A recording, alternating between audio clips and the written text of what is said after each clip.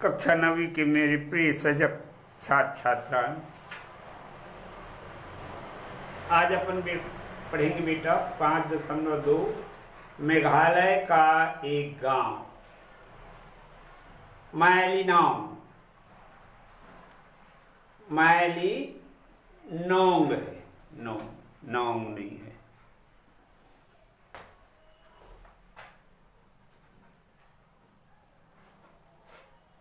बड़ा विचित्र नाम है ना, मायलिनोंग। अब देखो, ये पाठ लिखे है अनीता सक्सेना। अनीता सक्सेना एक संक्षिप्त जीवन परिचय देखो।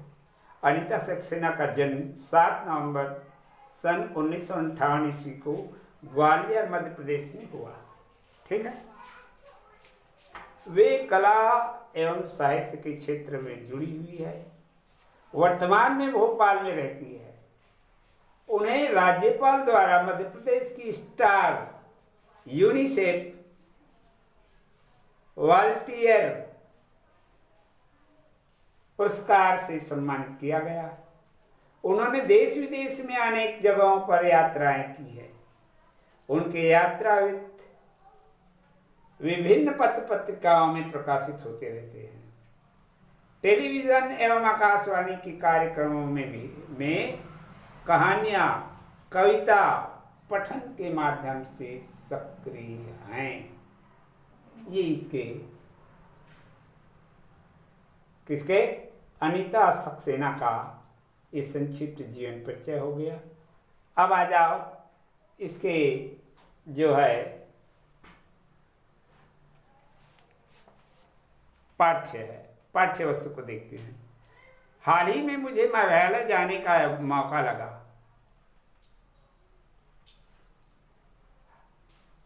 मेघालय यानी बादल का घर। मेघधन आलय मेघालय, ये विश्लेषण है। बादल का घर, ठीक कहा था। राजधानी शिलांग है। मेघालय की राजधानी क्या है? शिलांग।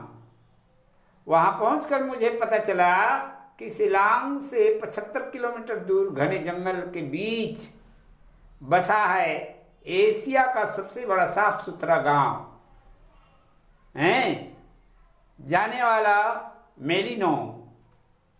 और मैंने वहां जाने का मन बना लिया। एशिया का सबसे बड़ा अच्छा साफ सुथरा स्थान है मेलिनोंग। जाने का निश्चय कर लिए। कौन? अनीता सक्सेना। हमारी यात्रा शुरू हुई। जल्द ही हम पहाड़ियों के ऊपर थे। कहीं पहाड़ी झरने गिर रहे थे तो कहीं घने जंगल थे।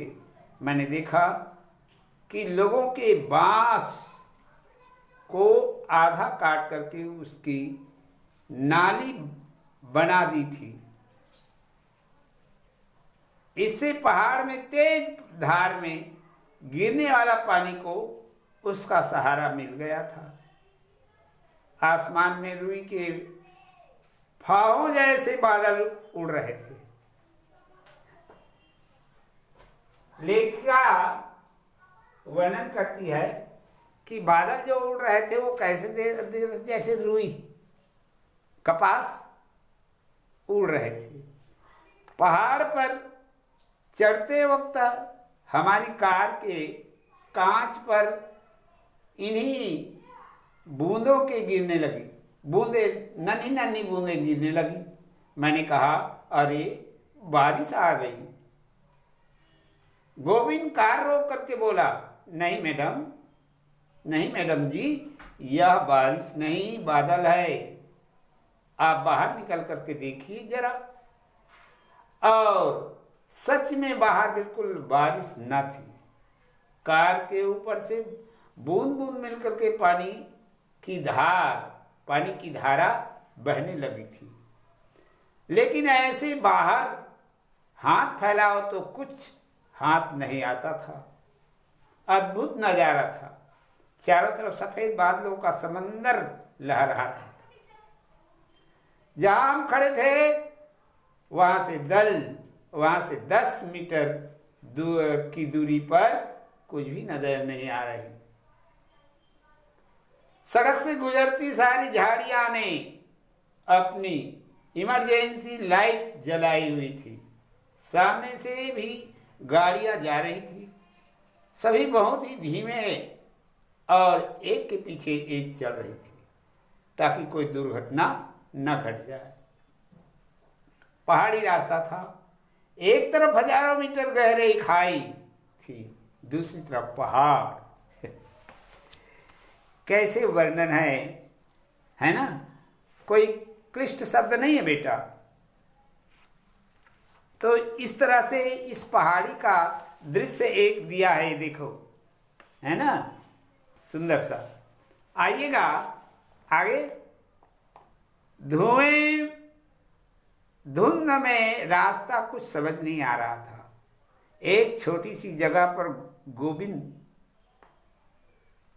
ने गाड़ी रोक करके एक टैक्सी वाले के से द्वाकी का रास्ता पूछा। द्वाकी मुख्य सड़क पर बसा एक छोटा सा शहर है। टैक्सी वाला बोला, मैं वही जा रहा हूं, मेरे पीछे पीछे चले आओ। सारी बातचीत गोविंद के माध्यम से असमी में ही हो रही थी। हिंदी यहाँ कम ही बोलते हैं। धुंध में हम उसके पीछे पीछे चल दिए। आगे जा करके पोंटांग नाम की एक जगह आई जहां से एक रास्ता द्वाकी जा रहा था और दूसरा माइलोन। वहां उस सुमो के ड्राइवर ने गाड़ी रोकी और कांच खोल करके इशारा किया कि इस तरफ चले आइए। और हमारी गाड़ी वहां से 18 किलोमीटर माइलोन की तरफ बढ़ चली। सड़क की तरफ आगे बढ़ती गई हमारी गाड़ी। ट्रैवल मैगजीन डिस्कवर इंडिया द्वारा 2003 में माइलोन को एशियाज क्लेनीटेस्ट विलेज की उपाधि दी गई। इसके बाद 2005 में इसे भारत का सबसे साफ गांव घोषित किया गया। माइलोन को भारत का सबसे बड़ा साफ गांव 2005 में घोषित हो गया। ठीक, यहां कचरा डालने के लिए जगह जगह बांस की टोकरियां लगाई गई है। कोई सड़क पर कचरा नहीं डाल सकता। ऐसी सफाई। इनमें इकट्ठे हुए कचरे से फिर खाद बनाई जाती है। आम जनता के लिए सड़क किनारे साफ सुथरे शौचालय है।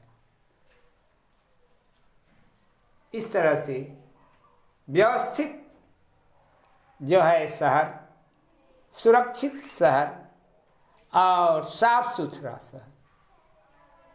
माइलोन में हमारा गाइड हेनरी बना।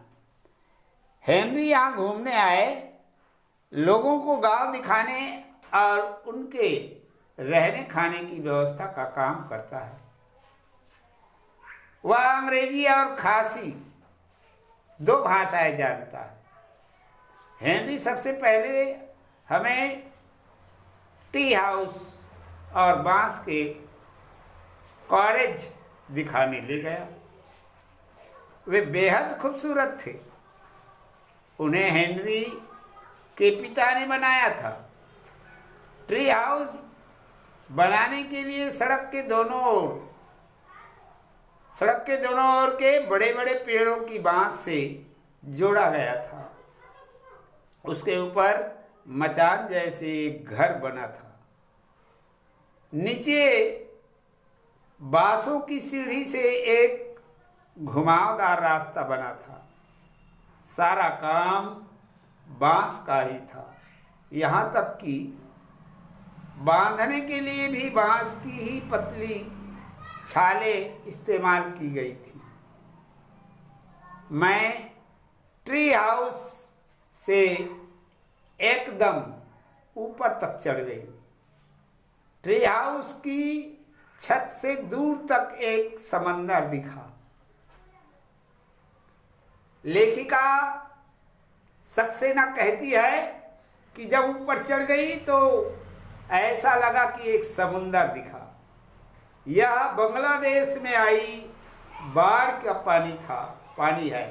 बांग्लादेश यहाँ से सिर्फ 3 किलोमीटर दूर है। लोग पैदल ही वहाँ आना जाना कर सकते हैं। ये बांग्लादेश के उस वातावरण को वर्णन। लाइव रोड ब्रिज, हम लोग लाइव रोड ब्रिज के रास्ते की ओर चल दिए।